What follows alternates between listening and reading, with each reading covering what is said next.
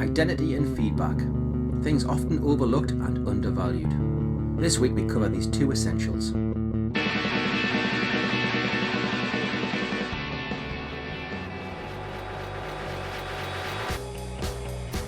This is Anyone Can Play Guitar, the podcast for musicians and music lovers that takes you behind the scenes of the music industry. This week is brought to you in partnership with MGR Music. Ever wanted to learn an instrument, hone your skills, or pick up something completely new? You can get so far by yourself, however professional guidance can make all the difference. With a network of tutors right across the UK and rates starting from as little as £15 per hour, visit mgrmusic.com now to get started. The numbers are racking up. Hello and welcome to episode 53 on identity and feedback with me, James, and him, Ben.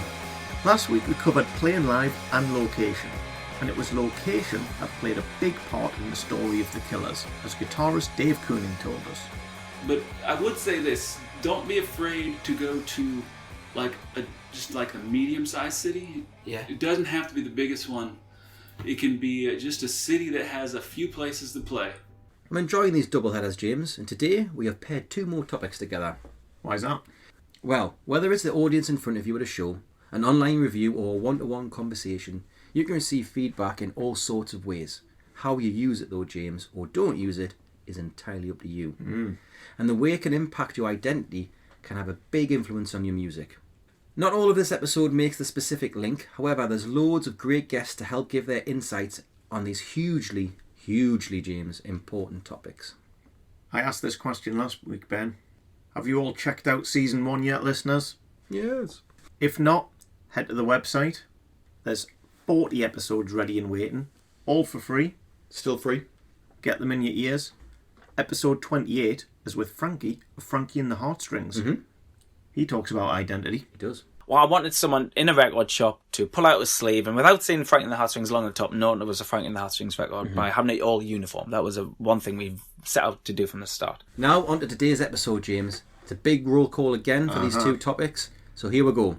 1, Jon Fratelli. 2, Sam Duckworth. 3, The Blinders. 4, Dave Keuning. 5, Jimmy Eat World. 6, Neville Staple. the original Rude Boy.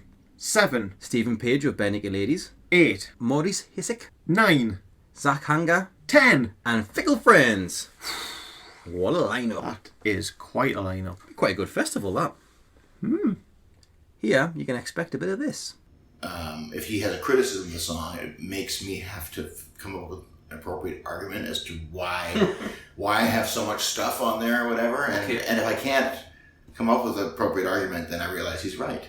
Remember, a great way to support the show is to go on iTunes or wherever you get your podcasts and give us a rating and a review. It really does make a massive difference for the show.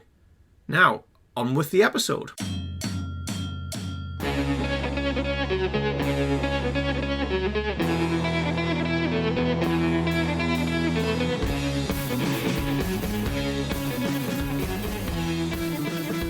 Two great topics, loads of great guests, so where to start? We'll tackle identity first. There's loads more to identity than just the name that you choose, whether it's for your band or just for your solo. Yeah. However, for our first real delve into the topic, we thought it worth a reasonable amount of focus on that choice itself, because it's pretty big. It is. What are you going to call yourself? Yeah. Make or break a band. We'll start with Jimmy Atkins of Jimmy Eat World. One more thing about naming the band. Now, you've told the story a million times of how the band got named. So for those who aren't familiar with the story of how Jimmy Eat World became known and named Jimmy Eat World, Ben? Well, it was kind of more like a, I wouldn't say a mocking, but Jimmy Atkins' friend came up with a name for the band by just going, "Hey, Jimmy Eat World," and it kind of stuck. It's just one of those weird things that stuck, and that's where it came from. And it's a good name. It's just one of those lovely by accident moments. But back to Jimmy. But you've also mentioned an NME. Well, that's where I read it anyway. NME about taking the time to pick the name of your band because. Yeah, because you might be stuck with it for 25 years. Yeah, there's that. I also think you mentioned about merchandising. What if you could put one bit of wisdom onto a brand new band? naming their band, what would it be? I think like think of like your title you want to create your project, and then maybe spend like 30 minutes trying to put yourself in the shoe of the 14-year-old bully. Right. Okay. And is this band name defensible against that? That's a really good way of putting it. You know? Yeah. Does it rhyme with something like easily mocked? Yeah. Yeah, because you're right. People will pick up on it, won't they? Yeah. And for the record, if there's a literal visual depiction of it, is that unfortunate? Yeah. You know, like that's a really good point. Yeah. Because for the record, I do like the band name Jimmy Eat World. I think it is. It's funny. It's funny when you know the story. And it's just weird if you don't, which I guess is kind of good in a way. Yeah. Cool. All band names are just weird. The whole concept of like it just feels like weird. You know, like all right, guys, what are we gonna call our band? It's like it's a kind of silly. It is a bit thing, you know. I mean, you got to call it something. It's strange because one of my favorite bands is Oasis. I'm from the UK, but if you really think about the name Oasis, their music is what, a breath of fresh air in a desert of shit. You know what I mean, like it's good to chant. It's a very chantable name, but if you really think about it, so I would agree. Thinking more than 25 seconds. Yeah. Your name. So next up, a solo artist. Now, Sam Duckworth could have called himself Sam Duckworth. It's a great name. It looks good on a stage. But he didn't, and he opted for something a little bit longer in Get Cape, Wear Cape, Fly. But why? It's been discussed millions of times where the name came from. But why did you go for a name like that rather than Sam Duckworth at the start? I think it was at a moment where like singer-songwriters were really put in a box, pigeonholed. Oh, okay.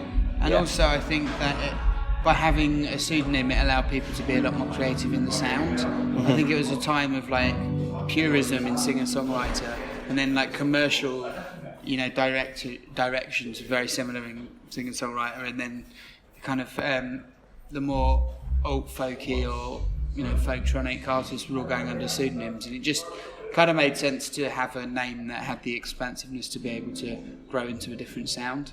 Okay, that's good. So you're not keeping yourself in boxes or anything, is it? I think when you put a record out in your own name, it's a different thing to put a noun to a pseudonym. Yeah. So if you were to start now, would you do the same thing? Do you think?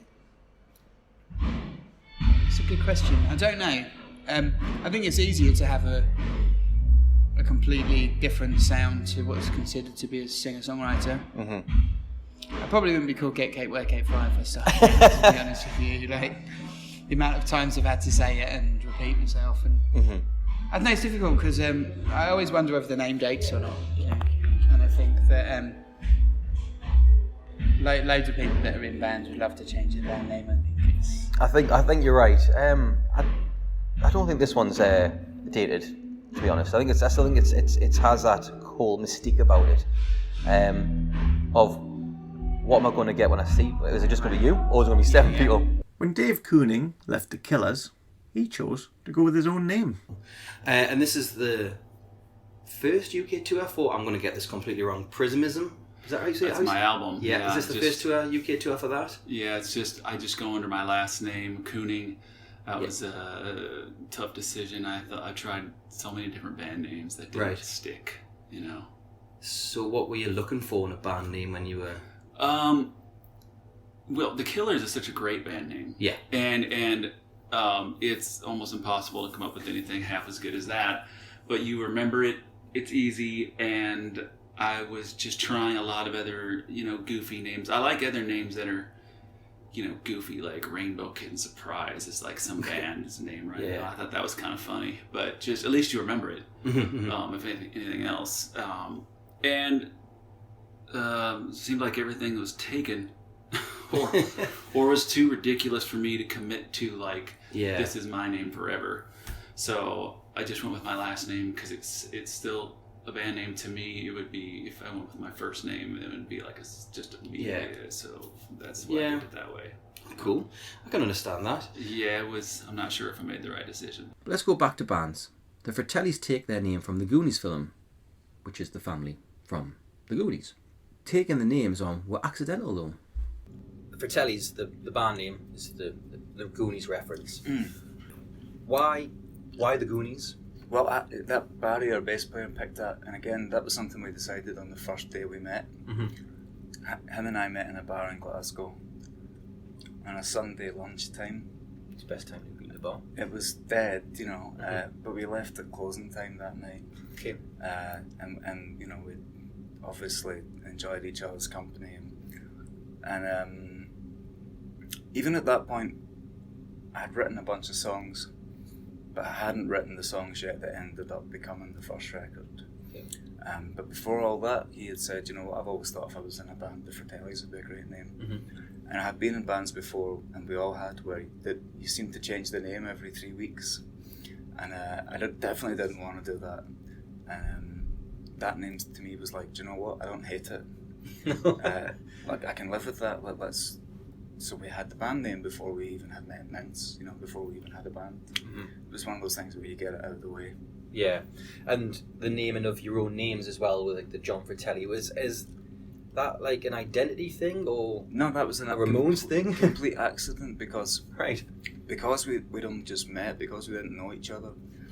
None of us knew each other's real surnames. Okay. So what we did when we took each other's phone numbers down was we had put Barry Fratelli because that was the band name, and it turned out we'd all did that for each other. You know, like I've got people on my phone who, you know, I've got a friend who's a plumber, and I know him really well now, but when I first met him he was Michael Plumber. Yeah. Because I didn't know his second name. So the name thing, again, is just one of those accidents. Yeah. And it just stuck.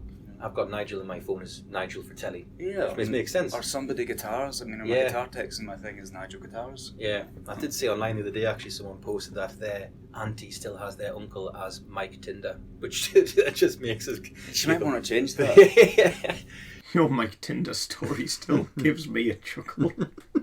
Who leaves that like that? Someone that they're married. Wow. Moving on from band names, there are various other things that shape an identity. Sometimes it's simple little things, like face paint. Big in the glam rock days, Ben. Yeah. Michael Stipe. Loves it. Oh, he was pretty partial to a bit of face paint. Today, the Blinders, which wasn't a planned thing, though. No. So obviously one of the big things as well is identity when you're a new band. Like, do you go down this route or go down that route? What would you say is the most important thing when thinking about the identity of your band? Maybe not think too much. I don't know. It's not Complete opposite, yeah. Kind of maybe not think too much about it. I think you've got to obviously be natural, and obviously when you first start out, obviously everyone's looking kind of for that niche, aren't they? Looking to be individual. But maybe when you start planning such things, it's difficult. It can become quite contrived, you know. For example, the face paint wasn't kind of like a planned thing. I mean, we didn't sit down at like a band meeting and go, what can we do to be different? You know, let's take it on for the team. Let's put Matt in a dress kind of thing. You know, time face paint. You know. So yeah, I don't know. I think you've kind of got to find that naturally. For we found it sort of through gigs, just through playing really, and letting things just progress naturally, and hopefully reach a state which is individual, which is different. You know. Sound. So yeah, because I always found identity a bit of a problem in our band because we didn't have one. I think that's I think that can also be a good thing because you're just yourselves, aren't you? And then people can see through when you're being fake. Yeah, you sort of fall into it, don't you? And if you allow it to blossom and allow it to take its own course, and I think you'd be very surprised as to where you can get. But the important thing is just not to think about it too much. Well, we also had the Arctic Monkeys, but that was the only thing we ever really thought about was being from South Yorkshire. We wanted to be like an Arctic Monkeys kind of tribute band, if you like. I think that's maybe the only thing we've sort of ever sat down and but even so, you still kind of get labelled as that anyway. Do you know what I mean? There's always that kind of natural influence anyway, so you probably can't avoid it. So don't bother. I think we had more of an identity than you gave us credit for in that clip, Ben. You're probably right. Shoes off. The boat. Yeah. Moving on to someone who is steeped in identity. Here is the original Rude Boy and Rude Girl, Neville and Christine Staple. Great. One of the things I really wanted to focus on, mainly because of who you are, is identity. Because Specials, Two-Tone, Original Rude Boy, I think identity for new bands is important to get right. How important is it for you to have your identity as you are? I guess the Original Rude Boy. It's hard it's hard for me to answer that one, I think, because I'm in it. So I think that's exactly it, because Neville is an original Rude Boy. Yeah. Do you get what I mean? I'm an original Rude Girl. Yeah. You know, we grew up with it. It's in our bones. It's in our lives. Mm-hmm. We were born into ska and reggae, and then Two-Tone infused a lot with punk, which I loved as a kid. So I think when you put all of that together, that you become that. Yeah. You know, you are that. So there's no, but I do think there's a lot of bands out there that we've had some young people. I also run a festival called Skarmouth myself. That's a sideline, and I get a lot of young bands come for Skarmouth, and they think we fit with that genre, and we have everything from ska, reggae, mod music, that and all mixes that kind up of thing. a bit, doesn't it? But some of those young bands, they haven't actually got an identity. They think they're that. They think they're that. So you can either be mixed genres and just perform what you want. Just make your mind up when you want to, or fit with a fashion and stick with it. But at the same because time, otherwise you confuse people, don't you? Yeah, at the same time, you've got to find one, because you might want to play at a ska festival, but you don't play ska. So it's got to be difficult then to understand that. Just find your identity and go with it. Yeah, yeah. And here's some advice from Christine on shaping your identity. Tell the young people of today that are setting up a band, get some professionals in the business to actually listen to a live set and tell you what they think. Yes. Yeah, that's a good way to do it. Before you pigeonhole yourself into that genre. That's how we go with it as well. Yeah, that's a good way of putting it. This week is brought to you in partnership with MGR Music. Ever wanted to learn an instrument, hone your skills, or pick up something completely new? You can get so far by yourself, however professional guidance can make all the difference. With a network of tutors right across the UK and rates starting from as little as £15 per hour, visit mgrmusic.com now to get started. Now it's time for our regular good cause slot. He's featured a lot. He has in the last 3 episodes. It's Dave Keuning. Well, I can't decide between. You can do 2. between the animal cruelty funds I've donated to stop it, because I love animals. I'm not full PETA because I have some leather here and there, and that's hard to avoid. But I do care about animals very much, and I'm very much against any sort of cruelty to animals and helping out animal shelters who kill animals every week. It's rough. But global warming almost seems more urgent. Yeah. Or there ain't going to be any animals to protect to be on the planet either way. So yeah, people need to kind of start realizing it's something we got to deal with before it's too late. And I don't have to get the solution to the problem, but we all got to try and do something. To buy solar panels or recycle more or use gas less. Yeah. I don't know. Yeah, but it's a big topic. Yeah. In 10 years from now, we might be having a different conversation, and it might be like 30 degrees warmer or something. Who knows? Find out more about protecting animals at PETA.org. That's PETA.org. And go online for any number of ways to do your bit regarding global warming. Great and pretty important. Very important. Of course. Now, on with the episode.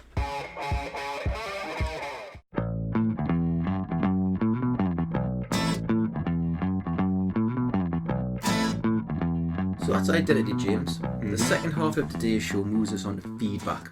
I love giving you feedback. Feedback is a gift, James. We're not talking about feedback from an amp either. No. Although that is a feedback of sorts. And it is a gift. Can be. It's what you do with it that counts. It's not always easy to take. No, it can be quite brutal. Yeah, particularly if you're hearing something you really didn't want to hear. Yeah, if you've spent hours upon hours, or days, or weeks, or months labouring over a song, and it's just right, you chuffed to bits with it. Someone goes, well, no, it's awful, doesn't work for these reasons. Yeah. One of the things I hear from a lot of these artists that we speak to is the songs are like your kids. You're just like, I don't want to hear that about this. Yeah. But getting feedback online from people you don't know is now common in the social media and online comment sections, James. Here's something from Maurice. Even if it's a negative comment, you can probably win even more people if you have the ability to react positively on a negative comment than if you just give a generic comment like thank you or whatnot. Yeah, well, I think there's something in that being able to take feedback. It's often a tricky thing to do, right? You know, it is. Yeah, it really is. Yeah. Especially if it gets under your skin for some reason. Yeah. Some people they just know how to do that. They feel that oh, he's sensible to this. I'm just gonna poke a little bit more. Yeah.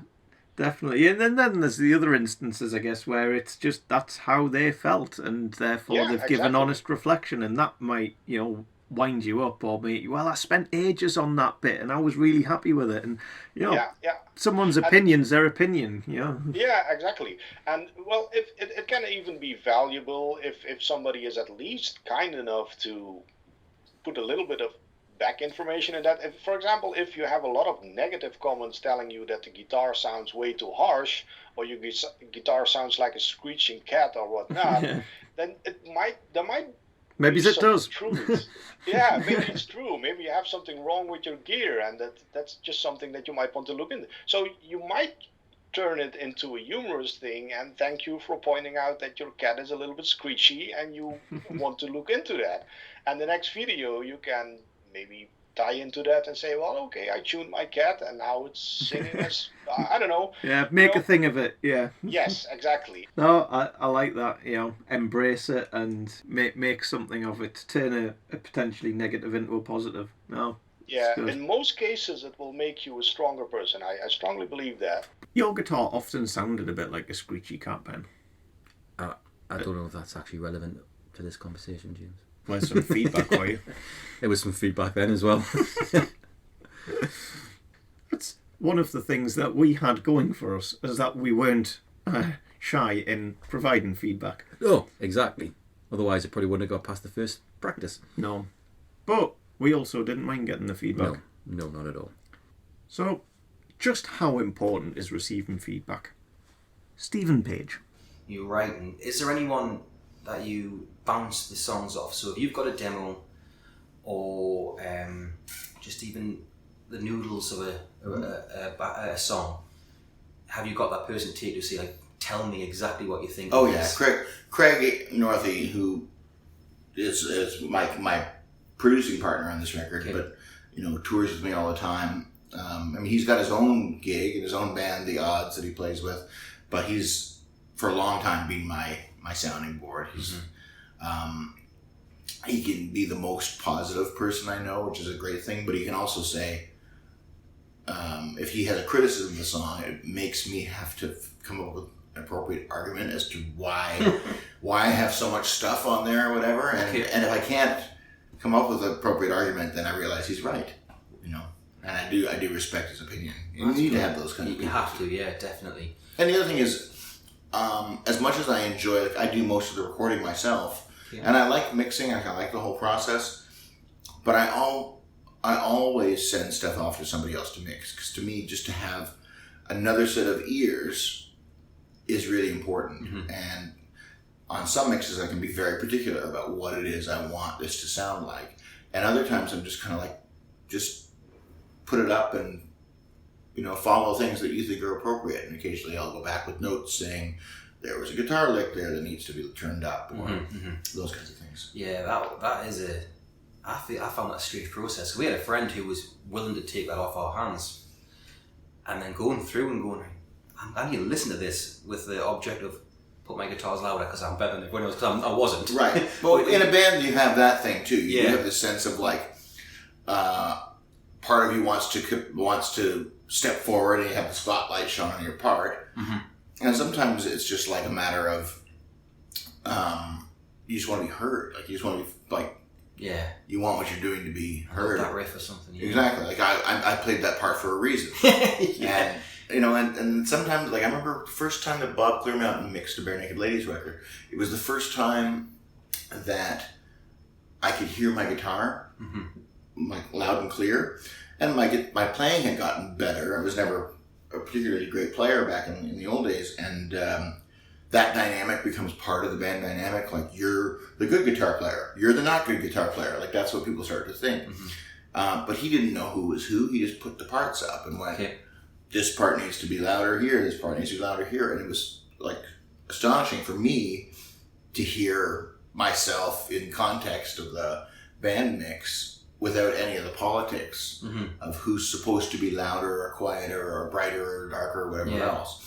They just did what served the song in the mix. Find out which B&L song, though, Stephen was talking about in the full episode later in the season. That's like a pre-plug. Fickle Friends. A plug before a plug that's going to come in the future. Yeah. When are you next going to plug it? In the future. All right. Don't even know what I'm saying there. Fickle Friends, however, describe their experience and knowing when to discount feedback. So in that, the BIMM... BIM if you want. Yeah, that makes much more sense. Yeah. Was it good having that community to get more people at gigs and tell you exactly what you needed to hear, whether you were good or bad, or change that or whatever it might be, to have those supportive, creative types?